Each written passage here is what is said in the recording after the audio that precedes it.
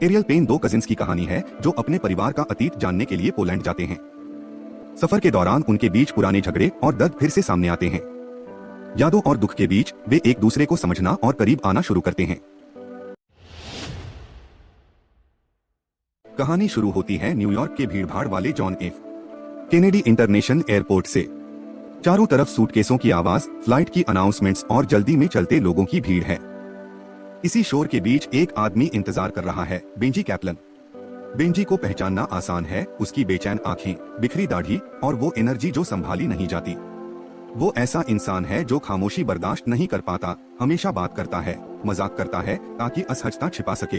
वो किसी का इंतजार कर रहा है, डेविड कैप्लन, उसका कजिन, उसका कभी सबसे अच्छा दोस्त और हर तरह से उसका उल्टा। जब डेविड पहुंचता है तो उनके बीच की दूरी महसूस होती है बिना कुछ कहे भी।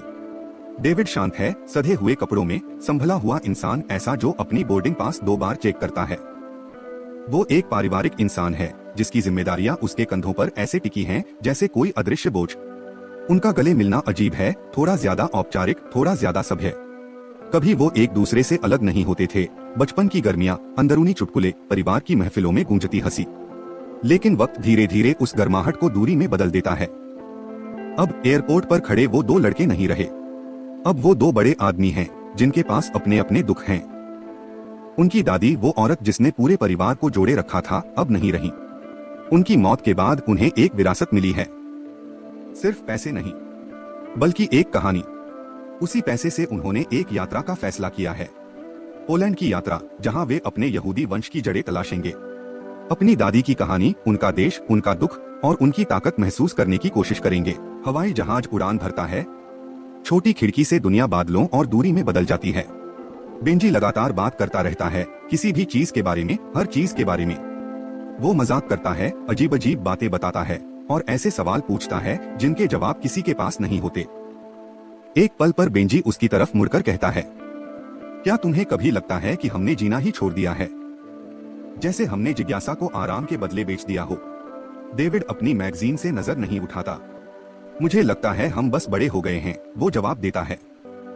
बेंजी हंस देता है, थोड़ी कड़वाहट के साथ। हाँ, यही तो लोग कहते हैं जब वो भूल जाते हैं कि वो असल में कौन है। उसके बाद की खामोशी सब कुछ कह देती है। दोनों एक ही यात्रा पर जा रहे हैं, लेकिन उनके मकसद बिल्कुल अलग हैं। विमान उतरता है वार्सो में, पोलैंड की राजधानी में। एक ऐसा शहर जो राख से फिर खड़ा हुआ है। जहां कभी बर्बादी राज करती थी, अब वहां जिंदगी सांस लेती है। बेंजी के लिए यह रोमांचक है, एक नई दुनिया, एक नई कहानी जिसे खोजा जाना है। डेविड के लिए यह गहरा अनुभव है, पवित्र जमीन जो इतिहास के दर्द से भरी हुई है। एयरपोर्ट पर वे अपने टूर ग्रुप से मिलते हैं, अजनबी लोग लेकिन एक ही मकसद से जुड़े हुए। वहां है मार्क और डायन, ओहायो के शेकर हाइट्स से एक रिटायर्ड जोड़ा, खुशमिजाज, जिज्ञासु और अब भी हाथ थामे जैसे किसी दूसरी हनीमून पर हो। वहां है मार्शिया, कैलिफोर्निया की एक हाल ही में तलाकशुदा महिला जो कुछ ढूंढ रही है लेकिन खुद नहीं जानती क्या।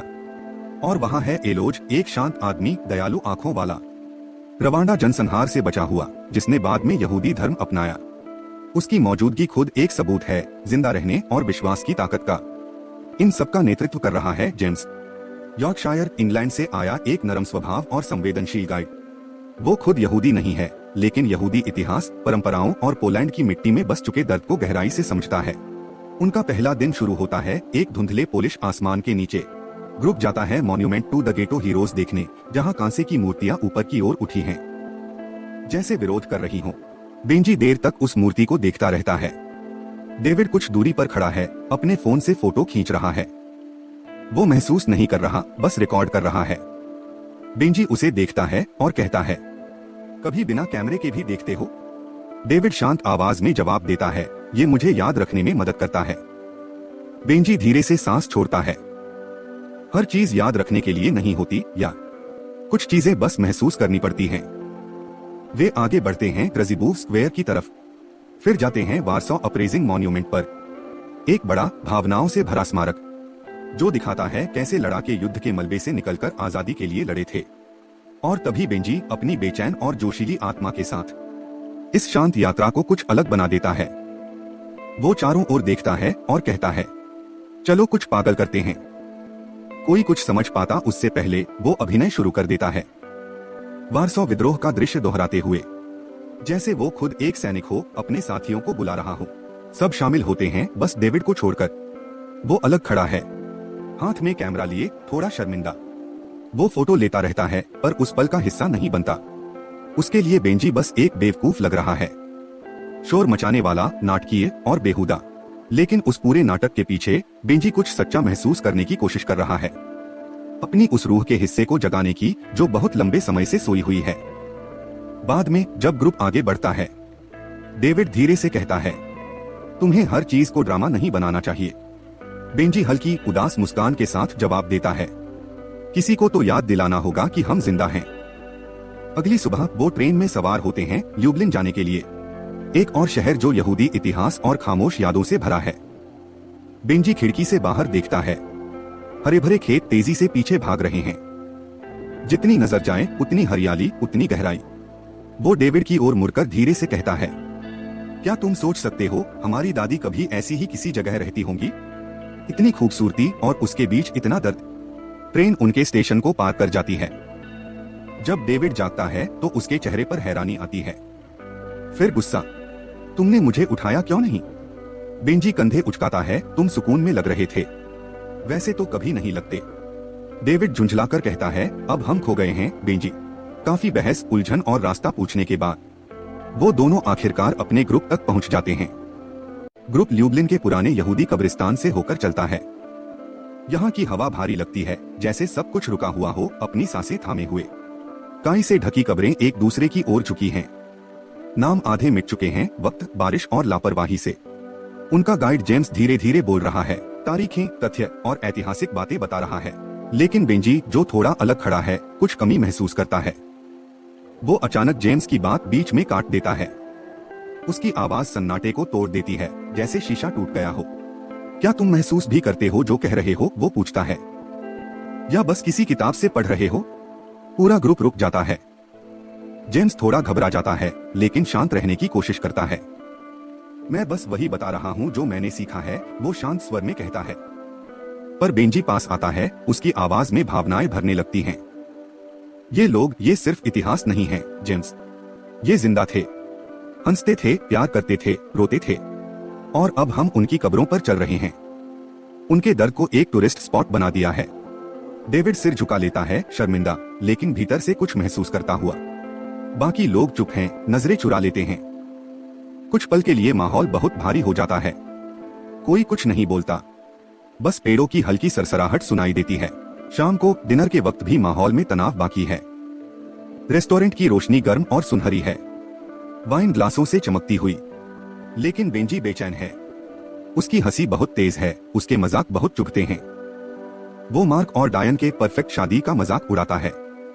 मार्शिया को कहता है, कैलिफोर्निया की धूप जो बादल ढूंढ रही है, और पास में बज रहे पोलिश म्यूजिक बैंड तक की खिल्ली उड़ाता है। बाकी सब एक दूसरे को असहज नजरों से देखते हैं।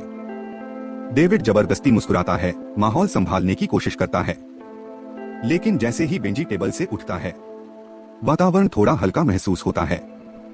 और उसी शांत पल में डेविड आखिरकार बोलता है। वो अपने ग्लास की तरफ देखता है, आवाज कांप रही है, तुम जानते हो मेरा कजिन बेंजी, वो हमेशा ऐसा नहीं था। वो बहुत कुछ झेल चुका है। 6 महीने पहले उसने अपनी जान लेने की कोशिश की थी। टेबल पर सन्नाटा छा जाता है। मार्शिया की आंखें नम हो जाती हैं। डेविड आगे कहता है, उसने स्लीपिंग पिल्स खा ली थीं। हम कुछ समय तक बात ही नहीं कर पाए। मुझे समझ नहीं आया उससे कैसे पेश आऊं। वो हर चीज को बहुत गहराई से महसूस करता है, बहुत तेज, बहुत जिंदा। लेकिन फिर भी मैं उसकी परवाह करना नहीं छोड़ सकता। बस मुझे नहीं पता उसे कैसे बचाऊं। अगले दिन, जो उनका आखिरी दिन है, ग्रुप माजदाने कॉन्सेंट्रेशन कैंप जाता है। वो जगह शब्दों से परे लगती है। हवा में एक पवित्र सा सन्नाटा है। लंबी बैरकें अंधीन खिंची हैं। उनके बीच परछाइयां धीरे धीरे चलती हैं, गैस चैम्बर्स से गुजरते हुए, उन ओवनों के पास से जहां कभी राख बर्फ की तरह गिरती थी। बेंजी की सारी बहादुरी, उसकी चमक गायब हो जाती है। उसका चेहरा कांपता है, आंखें खोई हुई हैं। डेविड उसके बगल में है। सांस लेना तक मुश्किल हो रहा है। हर कदम ऐसा लगता है जैसे वो आत्माओं के बीच चल रहे हों। आखिर वो उस आखिरी कमरे तक पहुंचते हैं जहां जूतों का एक विशाल ढेर लगा है, फीके फटे टूटे हुए, जैसे खोए हुए जीवन का पहाड़। हर जूता कभी किसी का था, किसी पिता का, माँ का या बच्चे का। बेंजी के होंठ कांपते हैं, उसका सीना भारी हो जाता है, आंखों से आंसू चुपचाप बहने लगते हैं। वापसी के रास्ते पर कोई कुछ नहीं बोलता, बस वैन की हल्की गुनगुनाहट और किसी के धीरे से रोने की आवाज सुनाई देती है। उस रात ग्रुप के सब लोग अलग हो जाते हैं। होटल की लॉबी में अलविदा कहते हुए एक हल्की सी उदासी होती है। जेम्स बेंजी के पास आता है, नरम और झिझकता हुआ। वो कहता है, जानते हो, तुम मेरे किसी भी टूर पर पहले इंसान हो जिसने मुझसे सवाल किया, जिसने मुझे ये सोचने पर मजबूर किया कि ये सब असल में मतलब क्या रखता है। बेंजी हल्का सा मुस्कुराता है, आंखें कहीं दूर देखती हैं। क्या सच में? वो धीरे से कहता है, जैसे खुद को भी यकीन न हो। जेम्स बस सिर हिला देता है। थोड़ी देर बाद पोलैंड के विशाल आसमान के नीचे दोनों कजिन होटल की छत पर बैठे हैं। उनके बीच जलती हुई सिगरेट की हल्की सी नारंगी रोशनी टिमटिमा रही है। नीचे शहर की हल्की गुनगुनाहट है, पर ऊपर बस वो दोनों हैं। बेंजी धुएं का बादल छोड़ते हुए कहता है, जानते हो यार, तुम बदल गए हो। डेविड हल्का हंसता है, मैं बस बूढ़ा हो गया हूं। ऐसा सबके साथ होता है। नहीं, बेंजी जवाब देता है, तुम छोटे हो गए हो, ज्यादा सुरक्षित। पहले तुम्हारे अंदर एक आग थी। कुछ देर सन्नाटा रहता है, हवा में भारीपन है। फिर बेंजी धीरे से पूछता है, तुम मुझसे मिलने क्यों नहीं आते? डेविड थोड़ी देर चुप रहता है, फिर गहरी सांस लेता है। क्योंकि जब भी मैं तुम्हारे बारे में सोचता हूँ, मुझे वो वक्त याद आता है जब तुमने लगभग सब कुछ खत्म कर दिया था, और मैं उसे सह नहीं पाता। तुम्हारे अंदर बहुत जिंदगी है बेंजी, बहुत कुछ, और ये सोचकर कि तुमने उसे खत्म करने की कोशिश की थी, वो मुझे तोड़ देता है। बेंजी शहर की तरफ देखता है, उसकी आंखें चमकती हैं। वो धीरे से कहता है, जानते हो, दादी ही वो अकेली इंसान थी जिन्होंने मुझे यकीन दिलाया कि मैं बेहतर बन सकता हूँ। वो ही थी जिसने मुझे समझाया था, सच में, थप्पड़ मारकर। वो हल्का सा हंसता है। एक बार उन्होंने मुझे मारा था क्योंकि मैं डिनर पर देर से नशे में पहुंचा था। मैंने उस वक्त उनसे नफरत की थी, लेकिन सच कहूं, मैं उस सजा के लायक था। अगली सुबह दोनों कजिन क्रास्निस्ताव की ओर निकलते हैं, जहां उनकी दादी का पुराना घर है। वो घर अब शांत और थका हुआ खड़ा है। दीवारों की पेंट उतर चुकी है, सालों का बोझ उसकी दीवारों पर साफ दिखता है। बेंजी दरवाजे के चौखट को धीरे से छूता है, जैसे वो यादों को छूना चाहता हो। डेविड सुझाव देता है कि वो सीढ़ियों पर विजिटेशन स्टोन्स रखें, छोटे से पत्थर जो याद का, सम्मान का प्रतीक होते हैं। दोनों बिना कुछ बोले ऐसा करते हैं, लेकिन तभी एक बुजुर्ग पड़ोसी पास आती हैं। नरम आवाज में कहती हैं, माफ कीजिए, क्या आप ये पत्थर हटा सकते हैं? किसी का पैर लग सकता है। कुछ पल के लिए दोनों बस खड़े रहते हैं, पर वो कुछ नहीं कहते, बस पत्थरों को उठाकर धीरे से अपनी जेब में रख लेते हैं। वापसी की उड़ान में दोनों खामोश बैठे हैं, ना कोई बहस, ना हंसी, ना बात, बस एक साझा सन्नाटा। दो इंसान जिन्होंने आखिरकार एक दूसरे को सच में देखा। उनके घावों समेत JF के एयरपोर्ट पर उतरकर वो अलग हो जाते हैं। डेविड हल्की मुस्कान के साथ कहता है, कभी डिनर पर आना, मेरी वाइफ और बेटा तुम्हें देखकर खुश होंगे। बेंजी हल्का सा मुस्कुराता है। इसी पल डेविड खुद को रोक नहीं पाता। वो बेंजी को थप्पड़ मार देता है, गुस्से में नहीं बल्कि टूटे दिल से। एक पल के लिए वक्त रुक जाता है, फिर बेंजी हंस पड़ता है, उसकी आंखें भीगी हुई हैं। डेविड भी हंसता है, और अगले ही पल दोनों रो रहे हैं, एक दूसरे को गले लगाकर, बिना शब्दों के माफ करते हुए। डेविड घर लौटता है, उसकी पत्नी मुस्कुराकर उसका स्वागत करती है। उसका बेटा दौड़कर उसकी गोद में कूद जाता है। वो झुककर दरवाजे पर एक विजिटेशन स्टोन रखता है, एक शांत इशारा, प्यार और याद का जो अब भी बाकी है। और कहीं एयरपोर्ट पर बेंजी अकेला बैठा है, लोगों को जल्दी में भागते हुए देख रहा है। जिंदगियां आगे बढ़ रही हैं, उसकी आंखें आंसुओं से भर आती हैं, लेकिन इस बार दर्द से नहीं, किसी और चीज से, शायद उम्मीद से। और हल्की सी मुस्कान के साथ खुद से फुसफुसाता है, अच्छा लगता है फिर से कुछ महसूस करना।